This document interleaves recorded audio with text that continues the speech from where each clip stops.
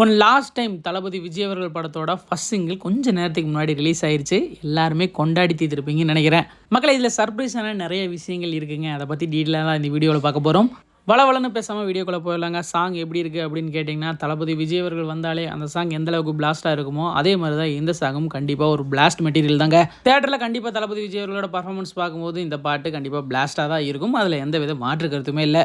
இந்த சாங் பார்த்த வரைக்கும் இந்த பாடல் எனக்கு தெரிஞ்சு கடைசியாக தான் வரப்போகுது அப்படிங்கிற மாதிரி தான் தோணுது. தளபதி சிக்னேச்சர் ஸ்பாட்டில் நிறைய இருக்குது. கட்சி சம்மந்தமான நிறைய விஷயங்களும் உள்ளே வச்சுருக்காங்க. விஜய் அவர்கள் பாடுற சரணத்தில் தமிழ், தெலுங்கு, கன்னடம், மலையாளம் போன்ற லாங்குவேஜஸ்லாம் பாடியிருக்காப்புல. எல்லாருக்குமே நன்றி சொல்கிறாரு அப்படின்னு நினைக்கிறேன். அதே மாதிரி இந்த பாடலோட கேப்பில் தளபதி விஜய் அவர்கள் ஃபஸ்ட்டு படங்கள்லேருந்து இப்போ வரைக்குமே உண்டான சிக்னேச்சரான பிக்சர்ஸை உள்ளே சொல்லியிருக்காங்க.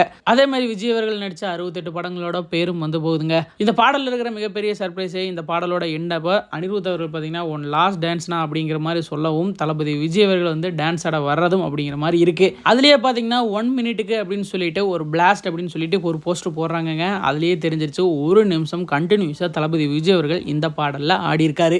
கண்டிப்பா ரஞ்சிதமே பாடலுக்கு அப்புறமா இது கண்டிப்பா பிளாஸ்ட் அப்படின்னு தான் நினைக்கிறேன். தியேட்டர்ல இந்த பாடலை பார்க்கும்போது இன்னும் தளபதி விஜய் அவர்கள் நடிச்சுட்டே இருக்கலாமே, அதை நம்ம பார்த்துட்டே இருக்கலாமே அப்படிங்கிற மாதிரி தாங்க இருக்கு. ஆனா அது அவரோட முடிவு. இன்னும் தளபதி விஜய் அவர்களோட ஃபர்ஸ்ட் சிங்கிள் வரவே வராது அப்படிங்கிறது கண்டிப்பா ரொம்ப வருத்தமா இருக்குதுங்க.